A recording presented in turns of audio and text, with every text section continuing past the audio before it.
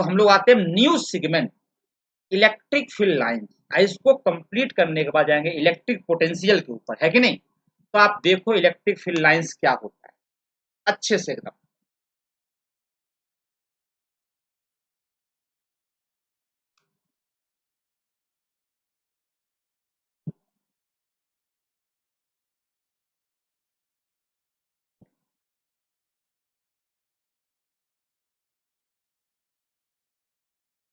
Electric field line या properties of electric field line, properties of electric field line. अब सुनना, simple सा example लेते हैं। अपने नोटबुक में लाइट को कैसे रिप्रेजेंट करते हो? रे से। अपने नोटबुक में लाइट को कैसे रिप्रेजेंट करते हो? रे से। और सही इलेक्ट्रिक फील्ड क्या दिखता है क्या? क्या इलेक्ट्रिक फील्ड आपको दिखता है क्या? तो इसको कैसे रिप्रेजेंट करेंगे? लाइन से। इमेजिनरी बातें हैं ये, लाइंस इमेजिनरी है। इलेक्ट्रिक फील्ड की एग्जिस्टेंस है, उसका फिजिकल सिग्निफिकेंस है, लेकिन क्या है, लाइंस जो है वो इलेक्ट्रिक फील्ड को रिप्रेजेंट करता है। सोचो ये मेरा पूरा पेज है, आप बोल दे कि देखो भाई बस इलेक्ट्रिक फील्ड लिख करके छोड़ दे, क्या अच्छा लगेगा? तो हम अपने नोटबुक में इलेक्ट्रिक फील्ड को ग्राफिकली इलेक्ट्रिक फील्ड लाइन से रिप्रेजेंट करते हैं। Electric field lines are the graphical representation of electric field, है कि नहीं?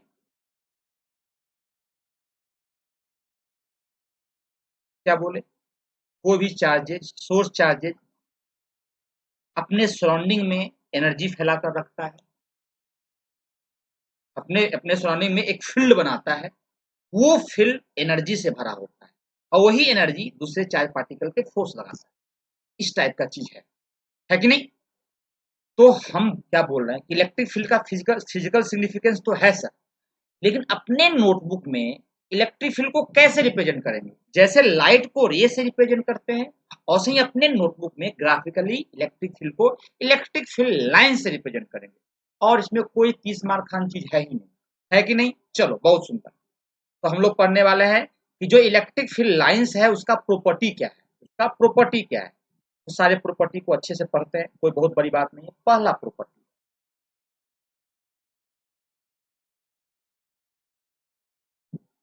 इसको हम बोलते हैं E field for F and lines for L, E F L. तो electric field lines are graphical graphical representation of electric field.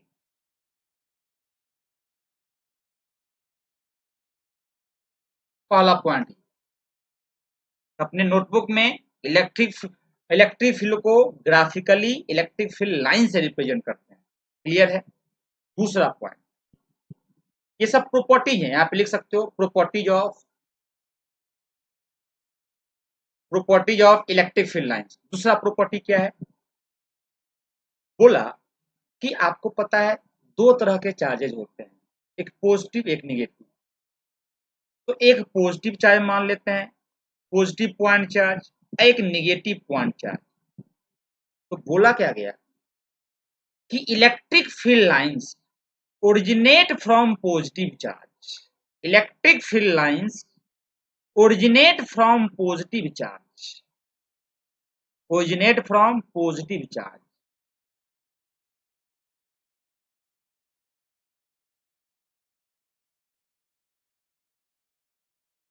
And electric field lines terminate to negative charge, terminate to negative charge. अरे है कि नहीं? ये इसको अलग बना रहे हैं, इसको जब इसको बना रहे हैं तो इसको नहीं बना रहे हैं, और जब इसको बना रहे हैं तो इसको नहीं बना रहे हैं। ठीक है, ये अलग है बेटा और ये अलग है बेटा, ठीक है ना? दोनों पास पास नहीं है, पास पास हो कुछ और हो जाएगा। Terminate to negative charge, terminate to मतलब ये अकेला अलग रखा हुआ है, ये अकेला अलग रखा हुआ है, टर्मिनेट टू नेगेटिव चार्ज। तो हमसे एक बच्चा डाउट पूछा। बच्चा क्या डाउट पूछा कि सर ठीक है, बहुत खुशी की बात है, आपने बोला कि electric field lines originate from positive charge and electric field lines is terminate to negative charge. तो सर देखो यहाँ पे ध्यान से, यहाँ पे ऐसा है,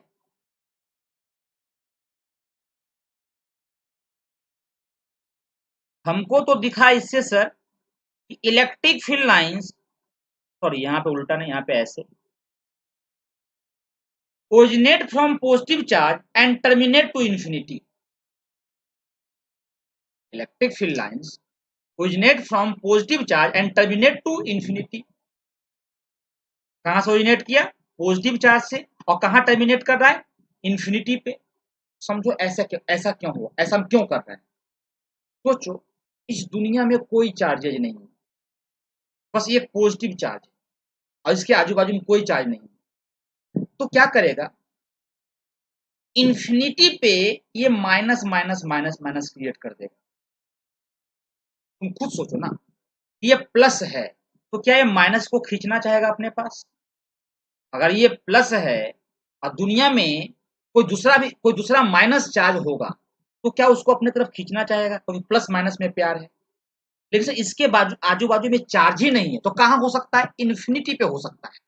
अगर यहाँ पे नहीं है तो कहां हो सकता है? इन्फिनिटी पे हो सकता है। तो इन्फिनिटी पे नेगेटिव चार्ज है तो उसको टर्मिनेट किया, ऐसा सोच सकते हैं। क्लियर है? क्या चमका नहीं तुम लोगों को? हम क्या बोले कि बस यही पॉजिटिव चार्ज है, इसके आजू बाजू में कोई चार्ज नहीं, कोई चार्ज नहीं। तो किसको टर्मिनेट किया? इन्फिनिटी को। तो ऐसा समझो कि अगर इसके आजू बाजू में कोई चार्ज नहीं है तो वो चार्ज है कहाँ पे? इन्फिनिटी पे। तो उसने क्या किया? अपने चारों तरफ इन्फिनिटी पे नेगेटिव नेगेटिव क्रिएट कर लिया। तो पॉजिटिव से निकला, नेगेटिव को चला गया। है कि नहीं? अच्छी बात है। Same phenomena for negative charge. सोचो, अगर ये नेगेटिव है, इसके आजू बाजू में कोई चार्ज नहीं है, तो ये क्या करेगा? पॉजिटिव को अपने तरफ खींचना चाहेगा। तो इन्फिनिटी पे प्लस प्लस प्लस बना लिया। देखो यहां से निकला, प्लस से निकला, प्लस से निकला, और किधर घुस गया? इन्फिनिटी पे, हाँ निगेटिव में घुस गया। है कि नहीं? देखो प्लस से। तो बहुत लोग ऐसे बोलता है कि originate from positive charge and terminate to negative charge. आपको ऐसे बोलता है originate from positive charge and terminate to plus infinity, नहीं, originate from positive charge and terminate to infinity. है कि नहीं? Originate from positive charge and terminate to infinity. और ऐसे ही बोलता है कि originate from infinity and terminate to negative charge. तो ऐसी बातें नहीं है। आप सिंपली बोले ओरिजिनेट फ्रॉम पॉजिटिव चार्ज, जो बुक में लिखा होता है, बहुत जगह देखें लोगों को बोलते हुए, originate from positive charge and terminate to negative charge, and terminate to negative charge. तो सर जो यहाँ पे दिखा सर, तो इसको आपका लॉजिक दिए कि इन्फिनिटी पे माइनस माइनस क्रिएट हो गया होगा तो टर्मिनेट टू बोल रहे हैं, तो टर्मिनेट टू नेगेटिव ही कर रहे हैं। यहाँ माइनस है तो इन्फिनिटी पे प्लस प्लस क्रिएट हो गया होगा, तो यहाँ से ओरिजिनेट किया। हम क्या लिखेंगे कि electric field lines originate from positive charge and terminate to negative charge. है कि नहीं? बिल्कुल सही बात है। हाँ, लेकिन अगर इसके आजू बाजू में कोई चार्ज नहीं है तो हमने कहाँ टर्मिनेट किया? इन्फिनिटी पे। अगर इसके आजू बाजू में कोई चार्ज नहीं है तो हमने कहाँ से ओरिजिनेट किया? इन्फिनिटी से। हमने माना यहाँ प्लस बन गया, हमने माना यहाँ माइनस बन गया। लेकिन इसके आजू बाजू में चार्ज हो जाएगा तो वहां पे जाकर टर्मिनेट करेगा। अगर इसके आजू बाजू में कोई निगेटिव चार्ज हो जाएगा तो वहां पे टर्मिनेट कर सकता है कि नहीं? चल, तो यहाँ तक आप लोगों को समझ में आया होगा, कोई बहुत बड़ी बात नहीं है। तो पहला है electric field lines are graphical representation of electric field. Clear है? दूसरा पॉइंट क्या है कि electric field lines originate from positive charge and terminate to negative charge. तीसरे पॉइंट पे आते हैं। तीसरा पॉइंट क्या है? तो तीसरा पॉइंट आपका ये है कि मान के चलो कोई इलेक्ट्रिक फील्ड लाइंस है। अब इलेक्ट्रिक फील्ड लाइन मतलब स्ट्रेट लाइन हमेशा नहीं होगा, ऐसा नहीं है। हमने बोला इलेक्ट्रिक फील्ड लाइन, तो लाइन का मतलब स्ट्रेट लाइन, ऐसा नहीं, कर्व भी हो सकता है। इलेक्ट्रिक फील्ड लाइंस का शेप कर्व भी हो सकता है। तो मान के चलो कि अगर इलेक्ट्रिक फील्ड लाइंस ऐसा है, अगर इलेक्ट्रिक फील्ड लाइंस इस टाइप का है, कर्व है, और ये एरो सेंस दिया हुआ, मतलब ये डायरेक्शन है इलेक्ट्रिक फील्ड का, ये ये ये है इलेक्ट्रिक फील्ड डायरेक्शन का सेंस, ऐसे तो बोला इलेक्ट्रिक फील्ड लाइन के किसी पॉइंट पे, इलेक्ट्रिक फील्ड लाइन के किसी पॉइंट पे अगर आप टेंजेंट बनाइएगा, अगर आप क्या बनाइएगा, टेंजेंट बनाइएगा, टेंजेंट, यहाँ पे हम टेंजेंट बना रहे हैं। इलेक्ट्रिक फील्ड लाइंस के किसी पॉइंट पे अगर आप टेंजेंट बना दोगे तो टेंजेंट जो होगा उस पॉइंट पी पे इलेक्ट्रिक फील्ड का डायरेक्शन बताएगा। क्लियर है? हमने क्या बोला कि इलेक्ट्रिक फील्ड लाइंस के किसी पॉइंट पे, किसी पॉइंट पे अगर हम टेंजेंट ड्रॉ कर देंगे तो टेंजेंट क्या देगा, इलेक्ट्रिक फील्ड का डायरेक्शन उस पॉइंट पी पे, है कि नहीं? बहुत अच्छी बात है सर। तो सेंस तो अगर सेंस ये हो गया तो इलेक्ट्रिक फील्ड का डायरेक्शन ऐसे, अगर सेंस ऐसे होता तो इलेक्ट्रिक फील्ड का डायरेक्शन ऐसे, तो ये सेंस देना जरूरी है। मतलब ये डायरेक्शन हो गया इलेक्ट्रिक फील्ड का, कहाँ पे, पॉइंट पी पे, तो ये tangent gives direction of electric field. अच्छा, ये बात तो समझ में आया सर, बहुत सुंदर। अब उसके बाद देखो अच्छे से, सोचो तुमने क्या पढ़ा है, तुमने पढ़ा F equal to Q into E. अरे Q equal E equal to F by Q, तो F equal to Q into E. तो सोचो अगर Q पॉजिटिव होगा तो force is along electric field, और अगर Q निगेटिव होगा, इसको Q नॉट बोल लो, Q जो बोलना है बोल लो यार। अब अगर Q नॉट निगेटिव होगा तो force is opposite to electric field. तो कुल मिला के सर है तो टेंजेंट के तरफ, है तो टेंजेंट के तरफ ही सर। अगर अगर सोचो अगर अगर क्यू नॉट पॉजिटिव हो गया, अगर सोचो यहाँ पे कोई चार्ज रख दिए क्यू नॉट, यहाँ पे चार्ज रख दिए क्यू नॉट, तो अगर क्यू नॉट पॉजिटिव है तो फोर्स इस तरफ, ये डायरेक्शन है इलेक्ट्रिक फील्ड का एट पॉइंट पी पे, कहाँ पे, एट पॉइंट पी पे। तो अगर क्यू नॉट पॉजिटिव हो गया, पॉजिटिव हो गया Q not, Q not positive है, तो जो फोर्स हो जाएगा वो इलेक्ट्रिक फील्ड के अलोंग हो जाएगा। अब अगर क्यू नॉट निगेटिव हो गया तो जो फोर्स हो जाएगा पॉइंट पी पे, जो हम क्यू नॉट रखे हैं उस पे इलेक्ट्रिक फील्ड के अपोजिट हो जाएगा, है कि नहीं? तो कुल मिलाकर के टेंजेंट के अलोंग ही तो है, कुल मिलाकर के फोर्स भी टेंजेंट के अलोंग ही तो है। इसका मतलब टेंजेंट दोनों का डायरेक्शन देता है। If we draw tangent at a point on electric field lines then it gives direction of both electric field and electric force, दोनों का डायरेक्शन देता है। टेंजेंट दोनों का डायरेक्शन देगा, इलेक्ट्रिक फील्ड का भी और इलेक्ट्रिक फोर्स का भी, है कि नहीं? तो क्या करोगे, tangent at any point, at any point on electric field lines gives direction of both electric field and electric force at that point जिस पॉइंट पी पे बना है। इसीलिए इसीलिए इसीलिए electric field lines are also known as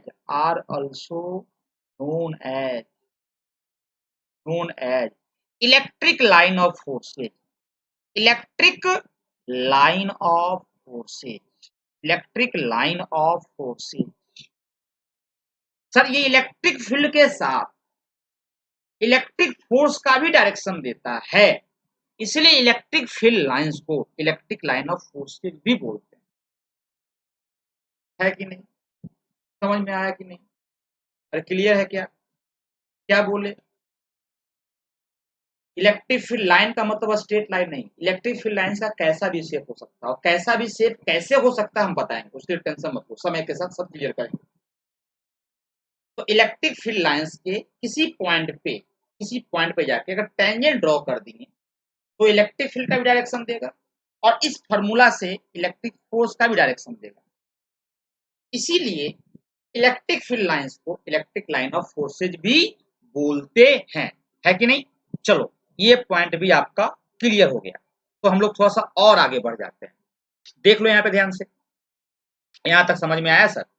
तो आ जाओ आप प्रॉपर्टी नंबर 4। प्रॉपर्टी बहुत इंपॉर्टेंट है, हॉट टॉपिक है, जेई बोर्ड का भी, नीट का भी, जेई मेंस का भी, जेई एडवांस का भी। अभी हम 3 सवाल लेके आए हैं, एक सवाल जेई मेंस का, 2 सवाल जेई एडवांस का, और भी सवाल हैं जो बाद में डिस्कस करेंगे। अब देखो यहाँ पे कुल मिला करके चौथा property, electric field line represent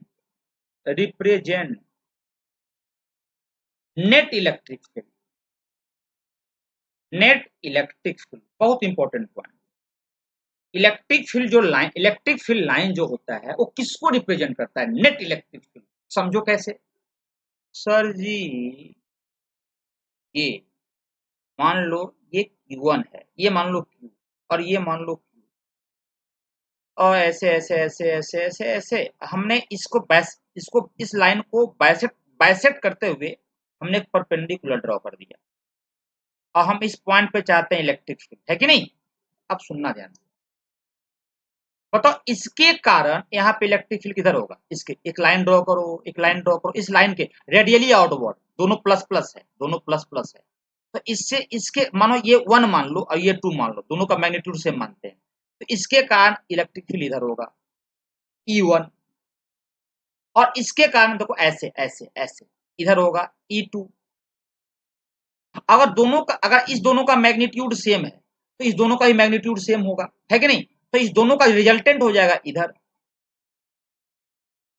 तो आप बता जाएं इलेक्ट्रिक फील्ड लाइंस पे अगर हम टेंजेंट ड्रॉ करेंगे तो ये देगा, ये देगा या ये देगा, ये देगा, ये देगा, ये वाला। Electric field lines represent net electric field. न इसके कारण बताएगा न इसके कारण बताएगा, दोनों का नेट बताएगा। क्लियर है? अगर इलेक्ट्रिक फील्ड लाइंस पे आप टेंजेंट ड्रॉ करोगे तो किसका डायरेक्शन देगा? नेट इलेक्ट्रिक फील्ड का। ना इसका देगा ना इसका देगा, दोनों के रिजल्टेंट को देगा। क्लियर है? ये आपको समझ में आया होगा। और आगे बढ़ जाते हैं, पॉइंट नंबर 5। देखो थोड़ा समझो ध्यान से, एक लॉजिकल सा बात करते हैं, आपको समझ में भी आएगा, बहुत बड़ी बात नहीं है। मानो एक प्लस चार्ज है, पॉइंट चार्ज मान लो, और आपको हम बनाते हैं थोड़ा सा लाइन।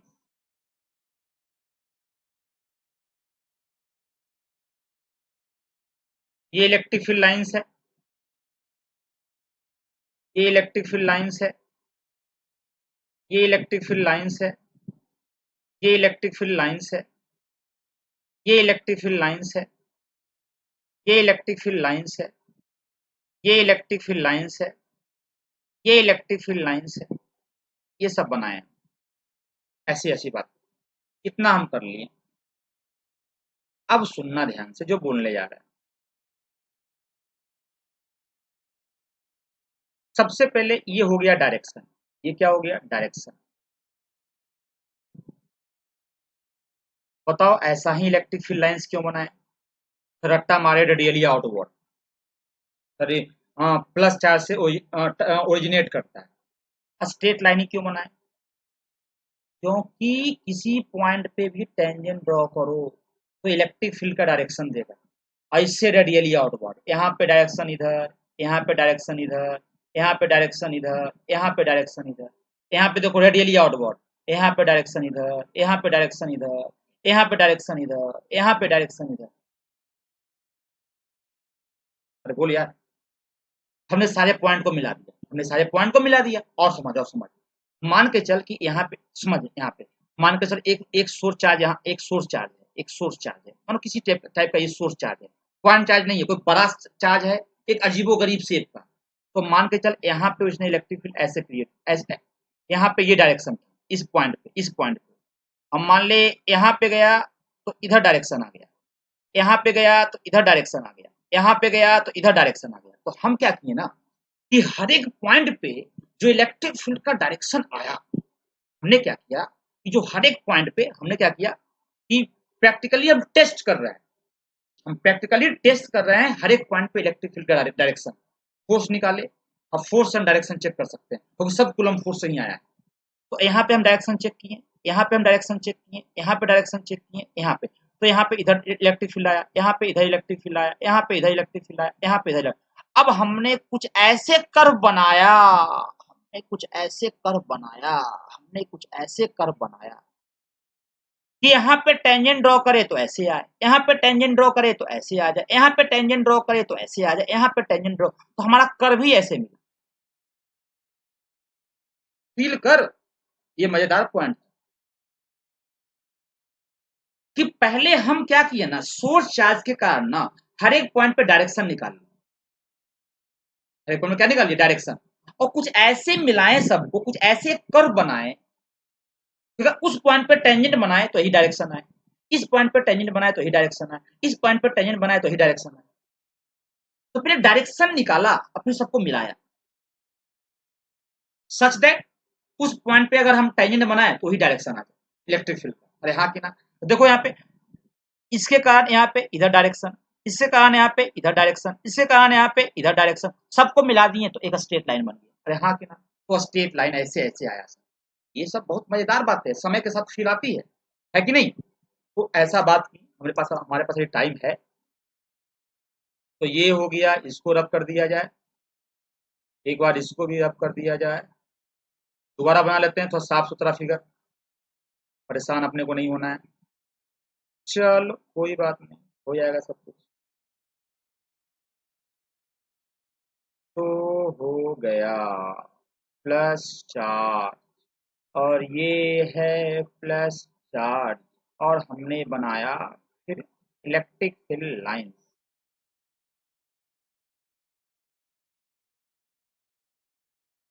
चल, यहाँ से इधर, यहाँ से इधर, यहाँ से इधर, यहाँ से इधर, यहाँ से इधर, यहाँ से इधर, यहाँ से इधर, यहाँ से इधर। चल, ऐसे ऐसे बन गया।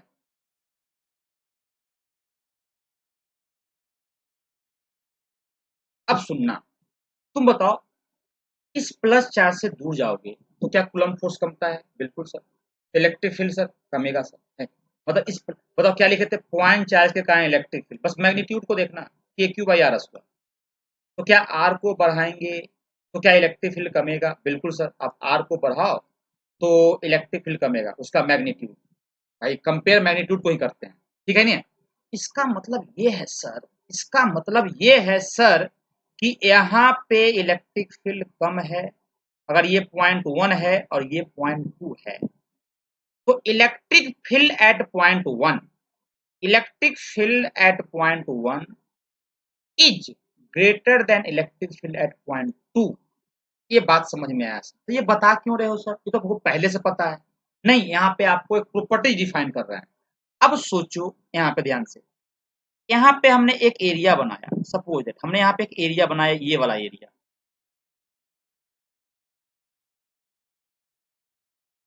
हमने यहाँ पे एक एरिया बनाया, कौन सा एरिया भाई, ये वाला एरिया। हमने एक एरिया यहाँ बनाया, देखो यहाँ पे छोटे से एरिया में 3 लाइन निकला, एक लाइन, 2 लाइन, 3 लाइन।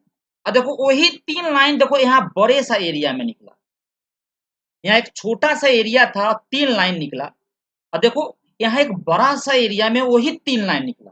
सोचो, अगर इस एरिया से 10 लाइन निकलता तो इस बड़े से एरिया में 10 लाइन निकलता, जो जो लाइन इससे निकला वही लाइन तो इसमें घुसेगा। तो यहाँ से मानो कि 50, इस दोनों के बीच में मान लो 50 लाइन है, तो इसमें भी घुसा और इसमें भी घुसा, तो हम 3 लाइन का ही बात करते हैं। फिर मानो कि इस एरिया से, ये जो एरिया से अगर 3 लाइन घुसा तो इस एरिया से भी 3 लाइन निकला। तो देखो यहाँ पे लाइन की डेंसिटी है ज्यादा और यहाँ पे लाइंस की डेंसिटी है कम। सर यहाँ पे ज्यादा डेंस है, डेंस का मतलब पास पास ज्यादा है, यहाँ दूर दूर है तो यहाँ डेंस कम है। तो हमने एक टर्म डिफाइन किया, electric field line density, electric field lines density, number of lines, number of lines crossing crossing per unit area, बहुत बड़ी बात नहीं है, number of lines crossing per unit area, हमने ये बोल दिया, number of lines crossing per unit area, है कि नहीं। तो देखो यहाँ पे, तो यहाँ पे डेंसिटी कम, यहाँ पे डेंसिटी ज्यादा, तो बोला गया इफ, क्या बोला गया, if electric field line property है ये, density is high, if electric field line density is high, then electric field intensity electric field intensity is high, intensity is high.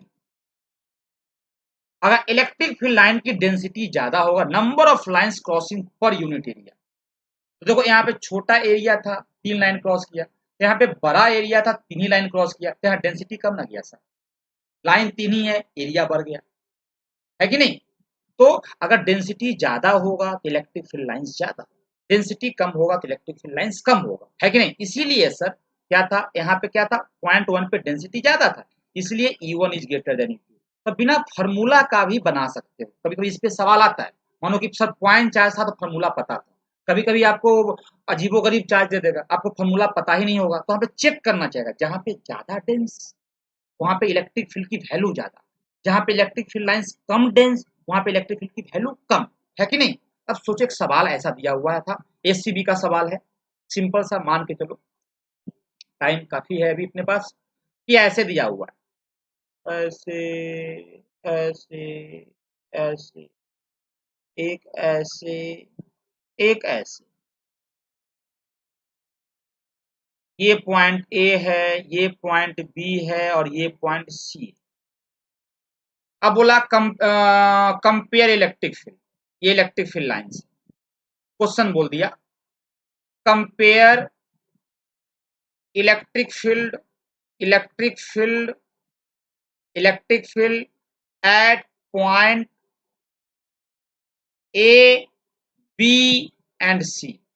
तो देखो जो जितना डेंसिटी यहाँ पे उतना ही डेंसिटी यहाँ पे, यहाँ भी वही एरिया, यहाँ भी वही एरिया, तो यहाँ थोड़ा कम बन गया क्योंकि दोनों लगभग एरिया सेम है।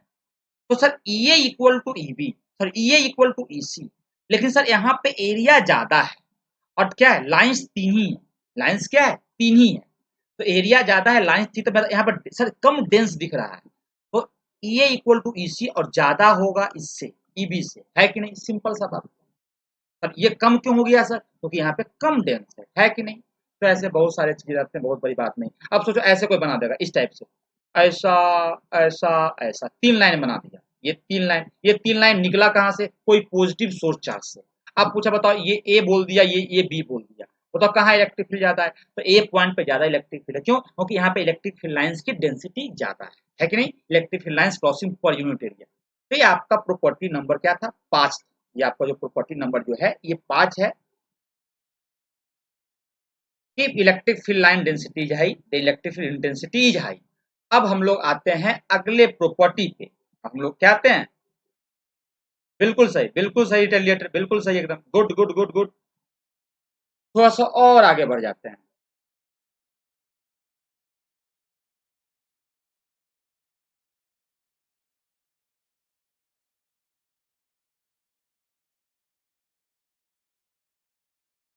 5 हो गया ना, हम लोग 6, जो पता नहीं कितना कितना हुआ हम लोग का, तो देखो देखो, देखो देखा जाए इसको, कितना हम लोग कर लिए थे, 5वां, ये चौथा था, ये तीसरा था, ये दूसरा था, हाँ पहला दूसरा तीसरा चौथा 5वां, क्वेश्चन 6 पे आते हैं।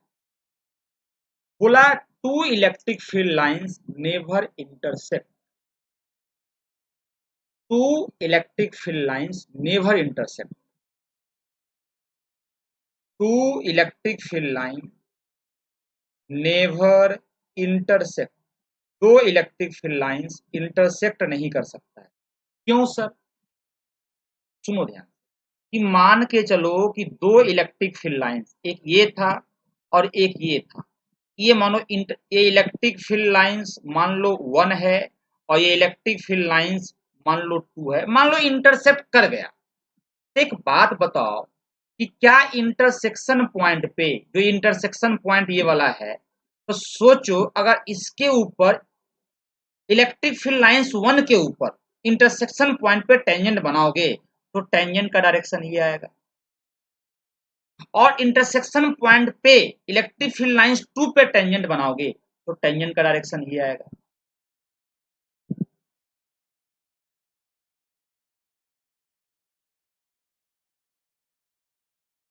इसके कारण सर इलेक्ट्रिक फील्ड का डायरेक्शन ये होना चाहिए, और इसके कारण सर इलेक्ट्रिक फील्ड का डायरेक्शन ये होना चाहिए, और एक पॉइंट पे वेक्टर का एक ही डायरेक्शन होता है। अरे भाई, या तो हम इधर जा रहे होंगे, या तो हम इधर जा रहे होंगे, या तो हम इधर जा रहे होंगे, थोड़ी कि हम इधर भी जा रहे हैं, हम इधर भी जा रहे हैं। मेरी एक डायरेक्शन होगी भाई, है कि नहीं? तो भाई अगर इलेक्ट्रिक फील्ड लाइन इंटरसेक्ट करता है तो हम लोग प्रॉपर्टी में पढ़ लिए, जब टेंजेंट ड्रॉ करेंगे सर तो इलेक्ट्रिक फील्ड का डायरेक्शन आएगा। तो इस पॉइंट पे अगर इसके ऊपर ड्रॉ करे तो इधर आएगा, अगर इस पॉइंट पे इसके ऊपर ड्रॉ करे तो इधर आएगा। सर एक पॉइंट पे दो डायरेक्शन हो नहीं सकता है, तो ये सोच गलत सोच है। ये सोच क्या है? गलत सोच है। Two electric field lines never intersect because at intersection point there are two direction of electric field, two direction of electric field which is not possible, which is not possible, which is not possible। अब हम यहीं से तुमको एक नया property इसी में आता है कि जानते हो इलेक्ट्रिक फील्ड लाइंस हमेशा स्मूथ होता है। बस बोल दे रहे हैं electric field line are always smooth, यहीं से आया है, आर ऑलवेज स्मूथ। कभी वो शार्प टर्न नहीं लेता है।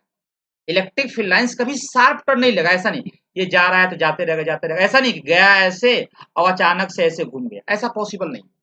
इलेक्ट्रिक फील्ड लाइन ऐसे गया सर, अचानक से ऐसे घूम गया, ऐसा हो ही नहीं सकता। अगर ऐसा हो जाए तो कहानी यहीं पे आ जाएगी। देखो इस पॉइंट पे, इस पॉइंट पे, अगर ये पॉइंट पे अगर इस पे टेंजेंट ड्रॉ करोगे तो इधर आएगा, और अगर इस पे टेंजेंट ड्रॉ करोगे तो इधर आएगा, है कि नहीं? तो इलेक्ट्रिक फील्ड लाइंस हमेशा स्मूथ होता है, कभी शार्प टर्न नहीं लेगा। तो बहुत सारे सवाल पूछे जाते हैं। ये हो गया छठा प्रॉपर्टी, है कि नहीं? अब सातवां प्रॉपर्टी देखो। सातवां प्रॉपर्टी ये है कि electric field lines never exist in close loop, never exist in close loop. Important है, रट्टा मार लो पहले इसको, क्लोज लूप। अब एक बात जान लो कि ये इलेक्ट्रिक फील्ड लाइन जो है वो कंजर्वेटिव इन नेचर है।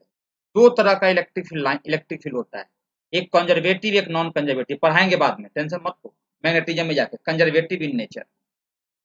क्योंकि बहुत लोगों को बोल देता है सर आप तो गलत पढ़ा दिए। नहीं, ये जो है, ये जो इलेक्ट्रिक, ये जिस फोर्स से आया है वो कंजर्वेटिव इन नेचर है। एक नॉन कंजर्वेटिव इन नेचर होता है, वो बाद में पढ़ेंगे मैग्नेटिज्म में। तो अगर इलेक्ट्रिक फील्ड लाइंस अगर कंजर्वेटिव इन नेचर है तो always exist in close loop, always exist in close loop. Sir explain करो कैसे? मैं सर एक्सप्लेन करो कैसे? सर ये कैसे है? तो एक सिंपल सा एग्जांपल लेते हैं। मान लो क्लोज लूप में एग्जिस्ट कर रहा है, लाइक प्रीवियस, कि मान लो कि इंटरसेक्ट कर रहा है, तो मान लो कि क्लोज लूप में एग्जिस्ट कर रहा है, तो मान लेते हैं, मानने में कुछ जाता है भाई, मान लो भाई कर रहा है, ठीक है सर। अब कर रहा है तो सर्कुलर ही मान लेते हैं, कोई दिक्कत नहीं, सबसे बेस्ट एग्जांपल है, सर्कुलर मान लेते हैं। सर एक सेंस तो दोगे, एक इलेक्ट्रिक फील्ड लाइंस का सेंस तो दोगे सर, क्योंकि सेंस देने के बाद ही हमें डायरेक्शन, सोचो यहाँ पे टेंजेंट ड्रॉ करेंगे तो डायरेक्शन इधर होगा कि इधर होगा, वो बताएगा सेंस। वो क्या बताएगा? सेंस बताएगा, है कि नहीं? तो सेंस तो लेना ही पड़ेगा। हम एक सेंस भी ले लेते हैं, कोई दिक्कत नहीं, देखना हमेशा सेंस दिया रहेगा, clock sense, anti clock sense. अरे यार ये क्या हो गया? चलो अब देखो ये इलेक्ट्रिक फील्ड लाइंस है। अब सुनना ध्यान से, हमने एक पॉइंट चार्ज को उठाया, हमने एक पॉइंट चार्ज को उठाया और इस पॉइंट चार्ज क्यू को हमने इसके अलोंग मूव करवाना स्टार्ट किया और घुमा के यहीं पे ला दिया। हमने एक पॉइंट चार्ज लिया, इस पॉइंट चार्ज को इसी के लॉन्ग, इसी के लॉन्ग, इसी के लॉन्ग, इसी के लॉन्ग, इसी के लॉन्ग, इसी के लॉन्ग मूव करवाया, फिर वहीं पे ला दिया। और हमने वर्क डन कैलकुलेट किया फॉर क्लोज पाथ, हमने वर्क डन कैलकुलेट किया फॉर क्लोज पाथ। हमें पता है कि इलेक्ट्रोस्टैटिक फोर्स जो है वो कंजर्वेटिव इन नेचर है, तो उसका वर्क डन क्लोज लूप में जीरो आता है। जितने भी कंजर्वेटिव फोर्स होते हैं उनके वर्क डन एक जहां से स्टार्ट किए वहीं पे घूमकर चले आओगे तो उसका वर्क डन जीरो होगा। तो अगर सर इसको पूरे घुमाने में अगर वर्क डन जीरो आ गया तो बिल्कुल क्लोज लूप में एग्जिस्ट करेगा। लेकिन अगर सर जीरो नहीं आया तो सर एग्जिस्ट नहीं करेगा, क्योंकि सोचो जरा, इसको घुमा करके आपने यहाँ पे ला दिया तो वर्क डन जीरो आना चाहिए था ना, क्योंकि work done by conservative force in close loop zero. अब अगर जीरो नहीं आया तो पूरा सोच ही गलत, मतलब क्लोज लूप में एग्जिस्ट ही नहीं करेगा, क्योंकि ये बात तो सही है, कंजर्वेटिव फोर्स का work done in close loop zero. अब एक काम करते हैं, सोचो यहाँ पे इलेक्ट्रिक फील्ड का डायरेक्शन ये, तो सोचो अगर ये क्यू चार्ज पॉजिटिव है तो फोर्स का भी डायरेक्शन ये, सोचो, अरे एफ इक्वल टू क्या होता है, क्यू इंटू ई, या E equal to F by q. तो जो अगर क्यू पॉजिटिव है तो जो डायरेक्शन इलेक्ट्रिक फील्ड का वही फोर्स का, तो ये टेंजेंट के लॉन्ग है तो फोर्स भी टेंजेंट के लॉन्ग। अच्छा सोचो चार्ज यहाँ पे आ गया, यही डायरेक्शन इलेक्ट्रिक फील्ड का, यही डायरेक्शन फोर्स का, चार्ज यहाँ पे आ गया तो यही डायरेक्शन इलेक्ट्रिक फील्ड का, यही डायरेक्शन फोर्स का। अब चार्ज यहाँ पे आ गया, यही डायरेक्शन इलेक्ट्रिक फील्ड का, यही डायरेक्शन फोर्स का। तो बताओ यहाँ फोर्स कांस्टेंट है या वेरिएबल? मानते हैं मैग्नीट्यूड कांस्टेंट हो गया होगा, लेकिन डायरेक्शन चेंज कर रहा है ना सर, ये डायरेक्शन इधर, ये डायरेक्शन इधर, ये डायरेक्शन इधर, ये डायरेक्शन इधर। मानते हैं मैग्नीट्यूड फोर्स का कांस्टेंट होगा, लेकिन सर डायरेक्शन तो लगातार चेंज कर रहा है। इट मींस यहाँ पे फोर्स वेरिएबल है, क्योंकि वेक्टर में जितना इंपॉर्टेंस उसके मैग्नीट्यूड का है, उतना ही इंपॉर्टेंस उसके डायरेक्शन का भी है कि नहीं। बहुत मजा आया सर, तो मजा अगर आ गया तो सोचो यहाँ पे फोर्स है variable, you can't apply the formula F dot S, you can't apply the formula, क्योंकि ये फॉर्मूला तभी लगाते हैं जब फोर्स होता है constant. You apply the formula F dot D S, क्योंकि सर फोर्स वेरिएबल है सर, अब वेरिएबल की फोर्स है तो हर एक छोटे छोटे डिस्प्लेसमेंट के लिए वर्क डन निकालेंगे और सबको जोड़ देंगे। अगर फोर्स वेरिएबल है तो हर एक छोटे छोटे डिस्प्लेसमेंट के लिए वर्क डन निकालेंगे, क्योंकि इस छोटे डिस्प्लेसमेंट के लिए सोचो, इस छोटे डिस्प्लेसमेंट के लिए कुछ और फोर्स, इस छोटे डिस्प्लेसमेंट के लिए कुछ और फोर्स, मतलब जो भी छोटा छोटा डिस्प्लेसमेंट होगा उसके लिए फोर्स ही अलग अलग है सर। हाँ सर मैग्नीट्यूड तो सेम है, मानो सेम है, लेकिन डायरेक्शन तो अलग है ना, उसका भी इंपॉर्टेंस है कि नहीं। तो हमने क्या किया ना, हमने F dot D S F D S F D S calculate किया, D W D W D W, और सबको जोड़ दिया। तो सोचो अगर यहाँ पे डी डब्ल्यू कैलकुलेट करोगे तो क्या होगा, फोर्स है इधर, मतलब क्यू इंटू ई, क्यू इंटू ई फोर्स हो गया इस वाले फॉर्मूला से। अब सोचो जिधर फोर्स है उधर ही छोटा डिस्प्लेसमेंट भी है, जिधर फोर्स है देखना ध्यान से, उधर ही छोटा डिस्प्लेसमेंट भी है along द टेंजेंट। तो सीधे क्यू ई डी एस, और ds और f के बीच का एंगल जीरो है, f ds cos थीटा, तो theta is the angle between छोटा डिस्प्लेसमेंट एंड फोर्स, तो हो गया cos जीरो, तो ये हो गया 1। तो QE into d s, QE into d s, d s is the magnitude of displacement. कैसे लिख दो, डी डब्ल्यू equal to F dot D s, इसका मतलब क्या हो गया, magnitude of F, magnitude of displacement, और cos theta, where theta is the angle between force and elemental displacement. भाई ये मैग्नीट्यूड आ गया डिस्प्लेसमेंट का। अच्छा अब सोच सिमिलरली यहाँ भी ds इधर है along द टेंजेंट, देख तो along द, यहाँ भी along द टेंजेंट, यहाँ भी along द टेंजेंट, तो यहाँ भी जो वर्क डन आएगा सिंपली वो क्या आएगा, सिंपली छोटा वर्क डन q इंटू ई फोर्स, डिस्प्लेसमेंट का मैग्नीट्यूड ds, और दोनों के बीच का एंगल, डिस्प्लेसमेंट और फोर्स के बीच का एंगल, दोनों along द टेंजेंट है cos जीरो, तो cos जीरो, तो ये भी आ गया 1 सर। तो QE ds, और सबको जोड़ना स्टार्ट, जब तुमने सबको जोड़ा तो क्या आ गया, QE कॉमन आ गया, बार बार ds ds ds लगातार ds, तो तुमने सबको सारे ds को जोड़े, तुमने सारे, ये ds डिस्प्लेसमेंट नहीं है, ये ds मैग्नीट्यूड ऑफ डिस्प्लेसमेंट, तो तुमने सारे डिस्प्लेसमेंट के मैग्नीट्यूड को जोड़े, तुमने सारे डिस्प्लेसमेंट के मैग्नीट्यूड को जोड़े, मैग्नीट्यूड को जोड़े, मैग्नीट्यूड को जोड़े, मैग्नीट्यूड को जोड़े, तो तुमको सरकमफ्रेंस आ गया। ये ds डिस्प्लेसमेंट नहीं है, डिस्प्लेसमेंट का मैग्नीट्यूड है, तो वर्क डन आ गया QE into 2πr। Sir zero तो आया ही नहीं सर, जीरो तो आया ही नहीं सर, और अगर कंजर्वेटिव फोर्स है सर तो जीरो आना चाहिए था, इसका मतलब ऐसे एग्जिस्ट ही नहीं करेगा, electric field lines never exist in close loop. आपको क्लियर होगा, electric field lines never exist in close loop. Clear है, आगे बढ़ जाते हैं, बहुत सुंदर, यहाँ तक क्लियर हो गया होगा। अब इसके आगे देखो, इसके आगे क्या है, सिंपल सा, कोई बहुत बड़ी बात नहीं है। एक काम करते हैं, last properties, property number A, property number A क्या बोला ना, बोला मान के चल, ये मान ले 1 कूलम प्लस 1 कूलम, कुल मिला के electric field lines never exist in close loop if that is conservative in nature. मान ले ये, मान ले प्लस कूलम, प्लस 1 कूलम। अब मान ले इससे लाइन निकला 1 2 3 4 5 6 7 8। तो बोला अगर 1 कूलम से निकला 8 लाइन, 8 इलेक्ट्रिक फील्ड लाइंस, तो 2 कूलम से निकलेगा 16, 3 कूलम से निकलेगा 24। इफ देन, हमको नहीं पता सर 1 कूलम से कितना निकल रहा है, निकल तो रहा इन्फिनाइट सर, लाइन तो इन्फिनाइट, हम लाइंस को देखे ही नहीं सर, हम लाइन को देखे कहाँ। लेकिन अगर हम ये बोल दिए कि 1 कूलम से निकला 8, तो 2 कूलम से उसका डबल, 3 कूलम से उसका ट्रिपल, है कि नहीं। हमने बोल दिया अगर 1 कूलम से 20, तो 2 कूलम से 40, तो क्या पढ़ेंगे, electric field lines originating, positive charge होगा तो ओरिजिनेटिंग या टर्मिनेटिंग, या टर्मिनेटिंग, या terminating is directly proportional to the, is directly proportional to the, proportional to the magnitude of charge, magnitude of charge. Simple सा बात, इलेक्ट्रिक